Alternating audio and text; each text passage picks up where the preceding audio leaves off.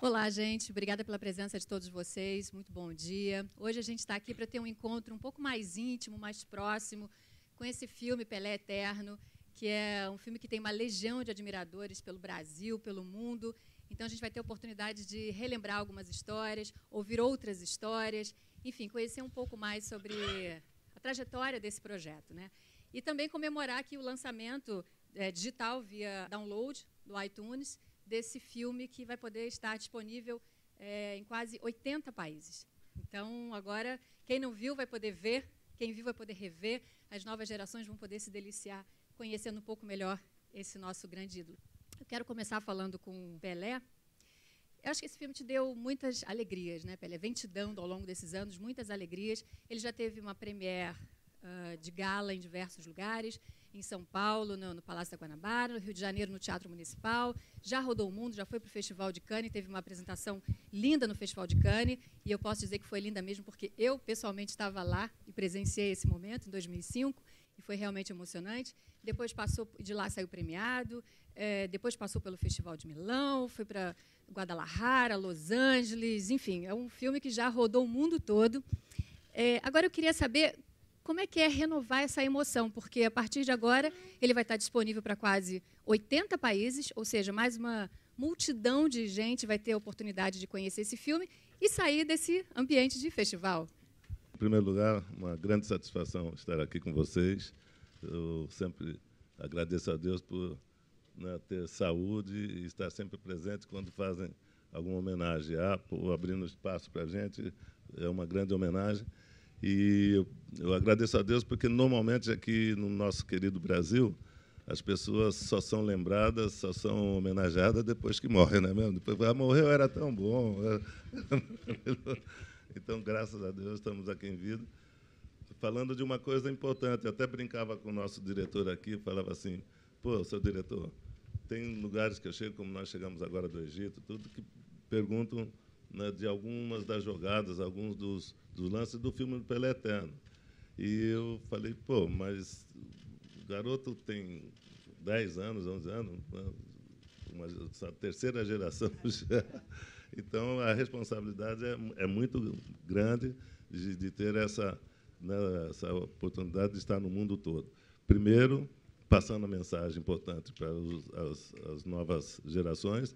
E eu acho que a outra coisa que é importante também, que é onde entra o nosso filme, entra o nome do Pelé e é uma promoção para o nosso Brasil, pelo nosso país. Então, é uma responsabilidade muito grande, mas eu fico feliz e agradeço aqui o nosso diretor, que me convenceu a fazer o filme. Eu sempre brincava com ele, falava, agora vocês estão vendo, meu negócio é ser ator. Futebol era bico para mim. Até que você sabia um pouquinho, né? O negócio mesmo era ser astro de cinema.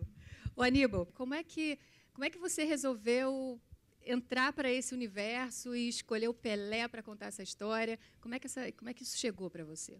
Então, eu tive a oportunidade de conhecer o Pelé no meio da década de 60, no vestiário do Santos. Fomos convidá-lo para ser ator de um filme. Ele, com 20 e poucos anos, ele ia fazer um estudante de medicina, essa coisa toda. E isso nos aproximou muito, nós ficamos privando dessa relação, um privilégio para mim, há mais de 4 décadas, quase 50 anos. E quando Pelé foi aquinhoado com o título de o atleta do século, nós, então, pensamos em fazer um filme sobre a vida dele. Aí passaram-se alguns anos, porque, naquele momento, nós constatamos que não teríamos condições técnicas de fazer algo muito diferente do que já tinha sido feito a respeito dele. Em 99, então, nós retomamos esse projeto. Esse foi o grande desafio, de como contar essa história e com os materiais existentes. Bom, isso me deu um certo gosto por esse tipo de cinema, porque nós estamos preparando uma série que tem como base estrutural o filme, que terá 300 minutos de duração, e estou fazendo também um trabalho sobre o meu pai. Eu vou contar a vida profissional dele através dos filmes que ele realizou, são mais de 80 filmes, e dos filmes distribuídos. Enfim, só um parênteses com respeito à busca, à pesquisa que ele fez para fazer o Pelé Eterno, uma coisa que, poxa, foi maravilhoso para mim, porque naquela época nós não tínhamos a facilidade da comunicação que temos agora. Então, resgataram jogadas e lances de 58, como vocês tiveram a oportunidade de ver, que eu nem me lembrava mais das jogadas. E isso foi muito importante, porque hoje, né, o jogador faz um gol, vai atrás do gol, mãe, fiz o gol, daí o mundo todo vê. No nosso tempo, não. Então, foi resgatado lances, né, maravilhosos, que hoje estão aí para as novas gerações. E ali no filme tem cerca de, sei lá, deve ter uns 400 gols ali, né? Você conseguiu... Mais ou menos isso, sim. Tem uma quantidade muito grande. Aliás, o início, voltando um pouco à pergunta que você fez, no início a gente tinha essa tentação de fazer um filme como se fosse gols, gols e mais gols.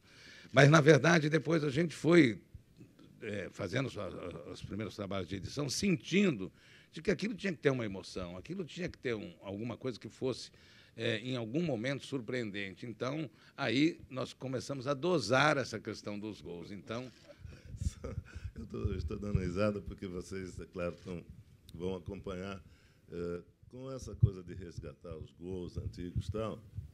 E agora, né, como vocês sabem, nós estamos, desde o começo do ano, fazendo a promoção, né, para a Copa do Mundo. E eu tenho representado a presidente Dilma e temos viajado muito. Fomos no Egito, fomos no Japão, fomos na China. E quase todos os lugares que a gente chega, é claro que eles vão mostrar os lances da Copa do Mundo. Então, como teve a Copa do Mundo 58, a primeira, depois 62, tal, 70, tal. Mas eles têm algumas das jogadas dos lances que não foram gol, como aquele chute do meio de campo, né, contra a Tchecoslováquia, que a bola não entrou. Aí gol tem que deveria ter sido, né? Aquele famoso aquele gol. drible que não entrou, e eles estavam sempre mostrando isso a semana passada. Aí eu falei assim, por favor, eu marquei 1.283 gols. Vocês só mostram as defesas do goleiro, os gols que não foram, porque a culpa é dele. Porque... Eu falei, caramba. Mas são jogadas tão bonitas que o gol acaba que parece que não faz nem tanta... Né? Se foi gol, beleza, porque foi tão bonito o que aconteceu até chegar naquele chute, né? O movimento e tudo, que eu acho que as pessoas gostam de ver aquilo. Né? Realmente, as jogadas são jogadas lindas, principalmente contra o Uruguai. Né? Mas era melhor que se tivesse entrado. Né? Com certeza. Agora, essas imagens, você tinha essas imagens para disponibilizar? De onde vieram esse material? De acervos do mundo todo. Inclusive, algumas que nós acabamos não podendo utilizar, porque, às vezes, elas eram filmadas do outro lado. Então, numa linguagem cinematográfica, pulava o eixo. Mas imagens que vieram, por exemplo, da Rússia, de jogos da Copa do Mundo de 58, que são absolutamente inéditas e não pudemos usar por causa dessa posição de câmera, mas foram pesquisados acervos do mundo inteiro. Então, foi um trabalho realmente muito intenso e, por isso, a quantidade de imagens surpreendentes que o filme tem. Agora, esse é um filme que emociona, surpreende, as pessoas vibram com o filme, choram com o filme. Agora, eu queria saber qual é o momento que mais te emociona no filme, o que é que te pega quando você viu e fala, nossa, isso aqui eu acho que eu já nem me lembrava. Qual é o momento mais emocionante para você? Bom, eu tenho vários momentos, né? Bom, todos sabem que eu sou um chorão, né? Mas tem vários momentos quando começo a rever, principalmente, uma coisa que me orgulha muito, quando termina na Copa de 58, que o Didi, o Vavá, o Gilmar começam a me abraçar, que eu começo a chorar. Isso aí me emociona muito, porque, naquela época, quando nós viajamos para a Suécia, ninguém sabia o que era Brasil. Foi uma coisa engraçada, porque nós estávamos orgulhosos. Eu era garoto, então, primeira viagem internacional com a seleção brasileira. E chegavam lá, os jornalistas perguntavam do Brasil, eles falavam Brasil, Argentina, não, Uruguai. Eu falava, pô, esses caras não sabem, porque são jornalistas, não sabem o que é Brasil. Ninguém conhecia direito o Brasil. E foi, né, o início de uma promoção do nosso país, porque aí ficou, depois da Copa, ficou conhecido no mundo todo. Então, quando eu vejo essa cena, eu já me emociono. E é claro que 70 também, 70. Agora tem cenas, né, que já são inéditas. Por exemplo, nós estávamos até conversando agora com 2 amigos que estão aqui atrás, o casal da Colômbia. Aquela história do juiz, que expulsaram o juiz porque ele tinha me expulsado. Então, para quem não conhece... Tem muito... coisas que são... Pois é, isso, tem situações, tem eventos que passaram na sua vida que a gente não sabe direito se é lenda, se é verdade. Não, mas essa é verdade. Essa é verdade, está no filme. Como escreveu a essa história, né? A vida do Pelé é permeada por lendas verdadeiras e verdadeiras lendas. Não, mas essa foi verdade, porque eu estava... Como tá no filme, a gente tem no filme o ataque do Santos, né? Tinha o Doval, tinha o Lima no meio de campo, o Coutinho, e nós éramos muito parecidos, né? E tinha alguns jogos, para os mais jovens aí, que o Coutinho tinha que entrar com uma bandagem branca no punho, porque o juiz não sabia quem era o Pelé, quem era o Coutinho. E o juiz pedia mesmo para pôr. Não, é verdade. E nesse jogo... Eu ia fazer um comentário, porque naquela época eu acho que eles usavam muito um produto tipo Cândida, essa coisa, para lavar as camisas, e desbotavam o número. Então, não tinha nem o 10 nem o 9, eram 2 físicos absolutamente iguais. Era meio confuso. E nessa briga na Colômbia, né, eu fui apartar a briga. Era o Lima, que era o meio de campo, que tinha a minha estatura, o Coutinho, do Val. Eu fui apartar, cheguei lá apartando com o Beck e tal. Como acho que o juiz ficou confuso, ele não viu, né, quem estava brigando, ele chegou e me expulsou. Aí eu falei, pô, mas eu estava apartando. Ele falou, não, expulsou. Eu saí, fui descendo. E aí, quando eu estava no vestiário, já tirando a chuteira, eu vi um barulho e tal, e vi o pessoal descendo. Aí o nosso treinador veio e falou, põe a chuteira que você vai voltar. Eu falei, como eu vou voltar? Já fui expulso. Falou, não, expulsamos o árbitro, você vai voltar. Tiraram o juiz. E eu voltei. Eu falei, não, não é verdade, não. Vai sair o árbitro. Tiraram o árbitro. Eu voltei. Tiraram abaixo de tapa, né, coitado? Porque na cena do filme ele sai apanhando. Teve briga.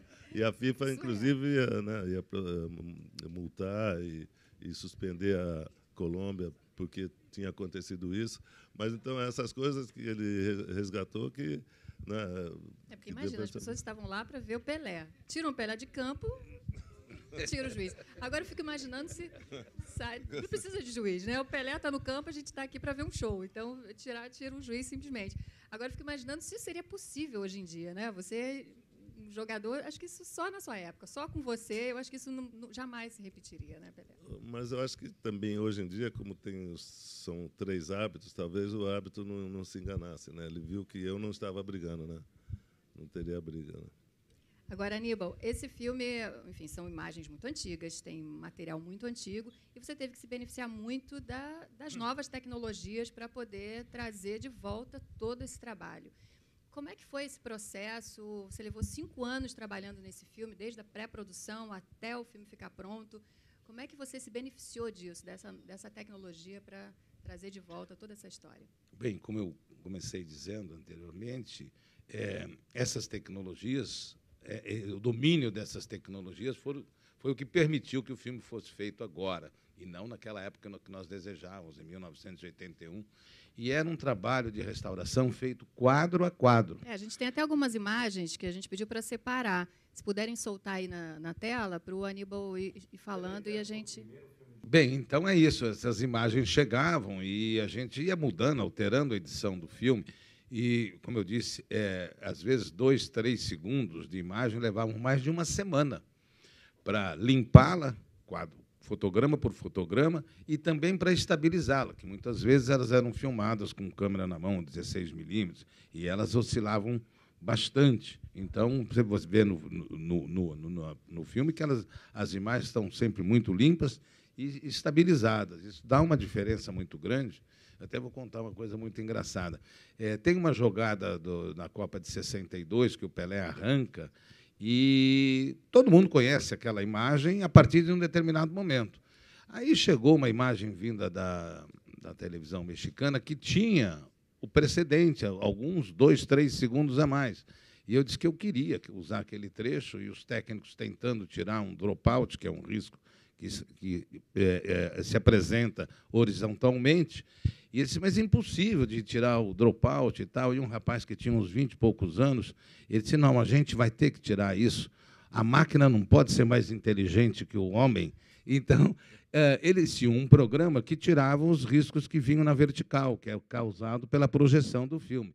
Ele disse assim, eu vou fazer uma tentativa, eu vou virar a imagem. E ele botou a imagem assim, no outro sentido, e o programa ajudou a tirar os riscos, porque agora, então, estavam na vertical. Jamais aconteceria isso antes, né? Não teria Jamais. como fazer. Eu, pelo menos, vendo o filme, em vários momentos, porque eu entendo bem de cinema, mas de futebol eu não entendo quase nada. E eu vendo o filme, eu falo, não é possível, acho que o Aníbal deve ter feito alguma coisa aqui, porque não é possível que ele tenha chutado isso, não é possível que ele jogue a bola na perna do adversário e faça uma tabelinha, né, que eu acho que chama. Com a perna do adversário. Com a perna do sujeito. Não é possível que isso aconteça. Né? Eu não vejo tanto futebol para entender se isso realmente acontece com tanta frequência, mas eu vi coisas ali que eu nunca mais vi na minha vida, eu nunca vi na minha vida. Não, existem comentários assim de jogadores, inclusive isso está no filme, de que o Pelé tem um raciocínio muito rápido, e alguns afirmam ele chega a pensar alguns segundos antes que todos os outros. E também dizem que ele tem uma visão periférica, que ele tem uma visão de 180 graus. O Gerson até brinca, diz, não, ele tem um olho na nuca, ele acaba vendo quem vem por trás. Não, mas isso aí é uma... E ele antevê as jogadas, ou seja, dá a impressão de que ele faz uma panorâmica, e quando ele recebe a bola, ele já sabe o que vai fazer, e os outros começam a raciocinar. Não, agora, eu agradeço a Deus pelo dom que ele me deu. Meu pai era jogador, mas uma coisa eu aprendi, porque essa coisa de parecer que viu a jogada antes é realmente treino. Isso aí é coisa...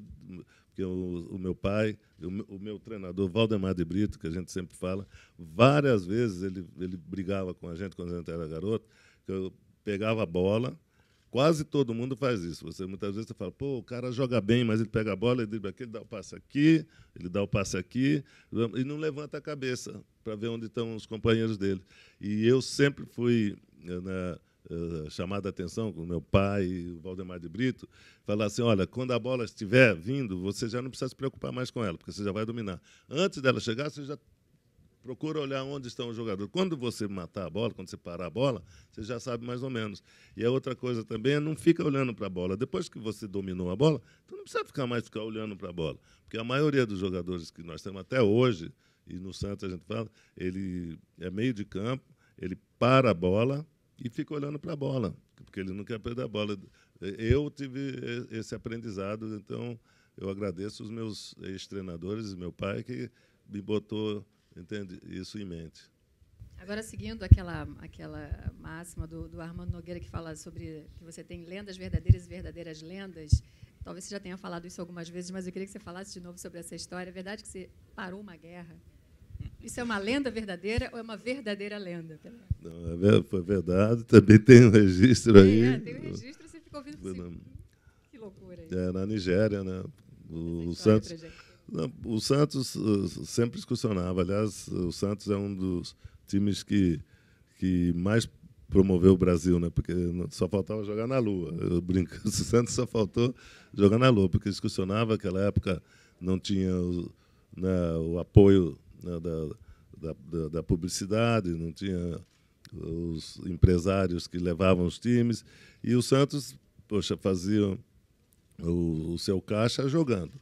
A gente fazia janeiro, fevereiro, a gente jogava na América Latina, junho, julho, que é calor, a gente jogava pela Europa.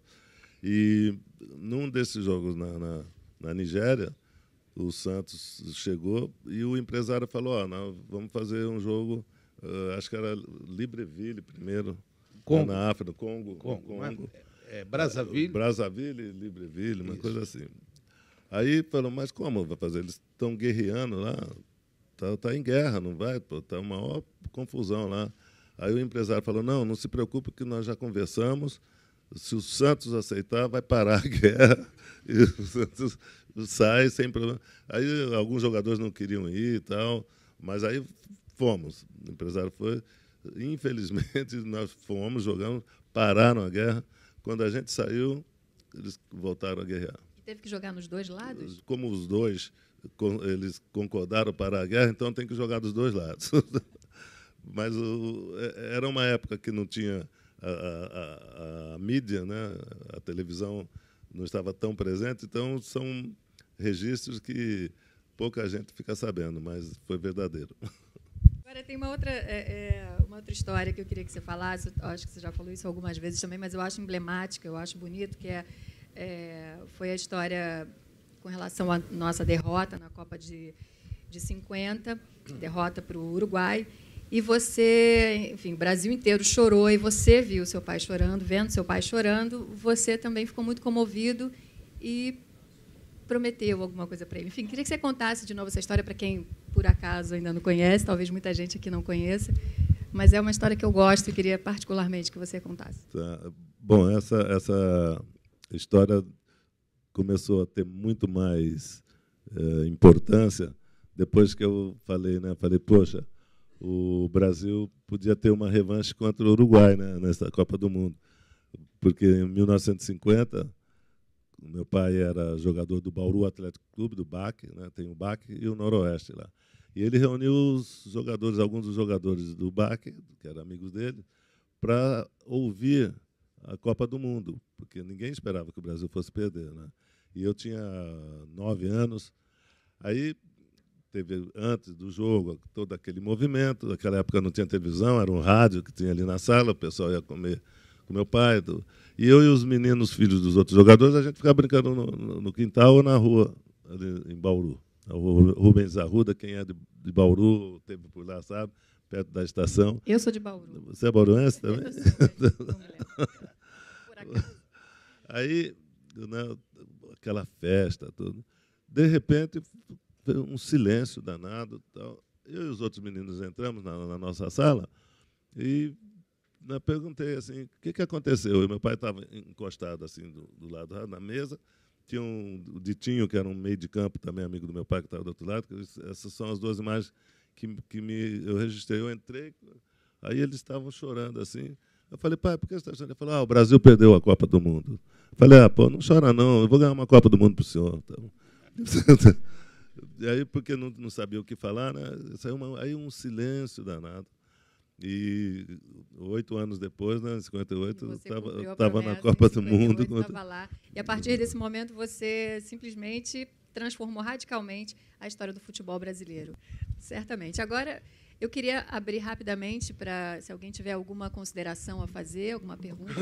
A gente tem pouquinho tempo. E para a gente falar sobre esse assunto que permeou a conversa hoje aqui. É uma honra estar aqui do seu lado. Muito meu obrigado. nome é Edson, graças a você, meu pai te adorava, está aqui, ó, a prova está aqui, né? Rapaz. Com I, inclusive, o teu Edson é com EDI também, né?